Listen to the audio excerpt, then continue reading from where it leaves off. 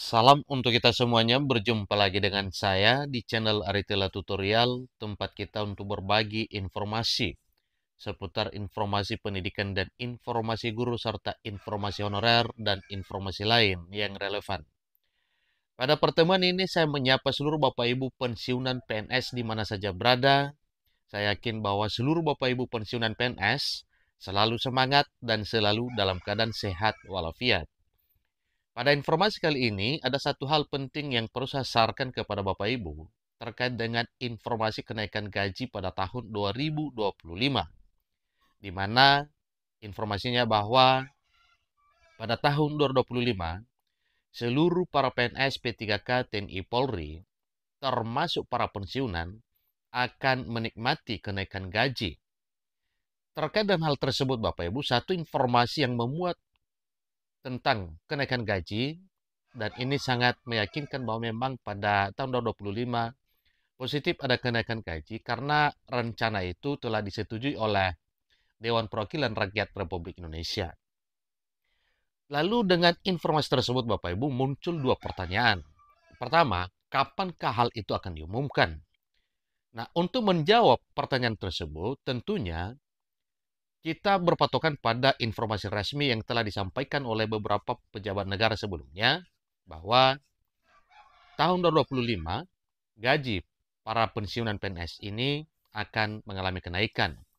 Salah satunya yaitu pernyataan dari Menteri Keuangan Republik Indonesia yang mengatakan bahwa kenaikan gaji dan pensiun pokok bagi para PNS dan pensiunan itu akan diumumkan oleh Pak Presiden Prabowo.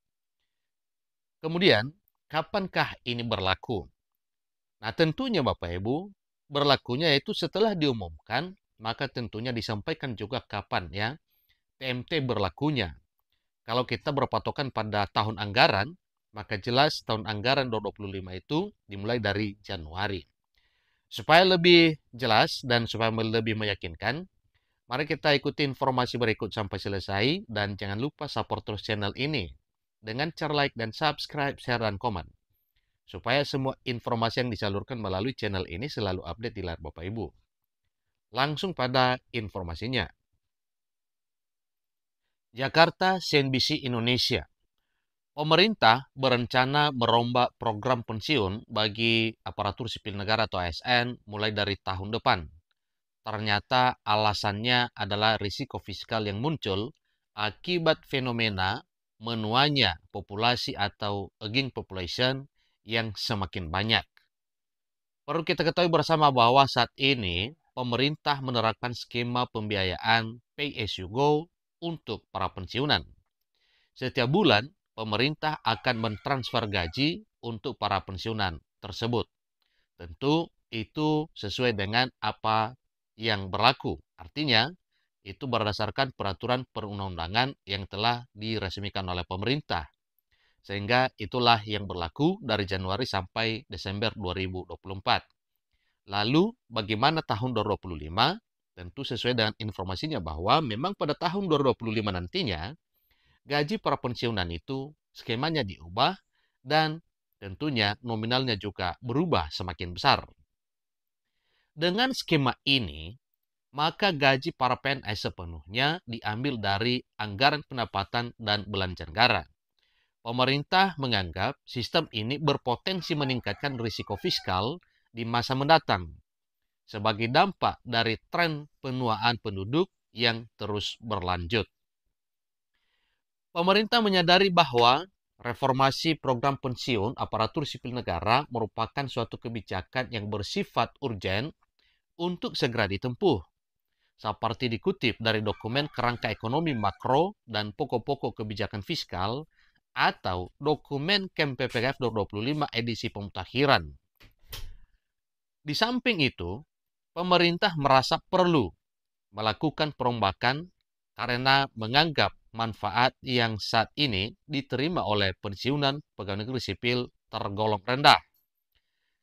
Manfaat yang diterima mengalami penurunan dibandingkan dengan periode beberapa dekade yang lalu. Kondisi ini muncul karena formula perhitungan manfaat pensiun mengandalkan gaji pokok, Sementara rasio tunjangan kinerja terhadap total pendapatan pegawai negeri sipil semakin besar. Nah, mengenai pensiunan Bapak Ibu tentunya itu juga menjadi satu bahan pemikiran kepada pemerintah untuk dikaji terus sehingga nantinya para pensiunan benar-benar bersukacita oleh karena rencana pemerintah yang sangat baik untuk tetap meninjau kesejahteraan setiap tahun. Pemerintah juga memperhatikan tingkat replacement ratio atau RR antar jabatan. Dengan sistem yang sekarang, tingkat RR cenderung lebih rendah untuk jabatan yang lebih tinggi. Contohnya, para pensiunan pejabat eselon 1A hanya menerima manfaat pensiun kurang dari 10% dari penghasilan terakhir mereka. Rendahnya tingkat RR ini ditengarai menjadi pemicu banyaknya korupsi di kalangan penyelenggara negara. Nah, Bapak Ibu tentunya ini juga menjadi satu hal yang perlu dikaji oleh pemerintah untuk menghindari berbagai hal yang tidak diinginkan. Salah satunya yaitu korupsi. Karena berbagai alasan itulah, pemerintah menganggap penting untuk melakukan reformasi skema perlindungan hari tua bagi aparatur sipil negara. Jadi secara umum, dokumen kerangka ekonomi makro dan pokok-pokok kebijakan fiskal atau dokumen KMPPKF membagi arah reformasi program pensiun untuk pegawai aparatur sipil negara menjadi dua kelompok utama. Yang pertama adalah perubahan skema program untuk PNS yang sudah ada saat ini. Yang kedua adalah pengembangan program baru untuk PNS baru dan P3K.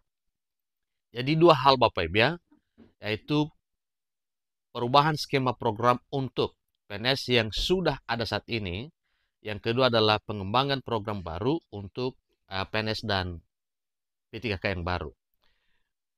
Prioritas desain reformasi yang diutamakan oleh pemerintah adalah memastikan bahwa tidak ada PNS existing mengalami penurunan dalam manfaat pensiun mereka. Untuk mencapai tujuan ini, program tambahan dengan skema iuran pasti yang berbasis pada take home pay atau THP menjadi alternatif utama yang dipertimbangkan oleh pemerintah.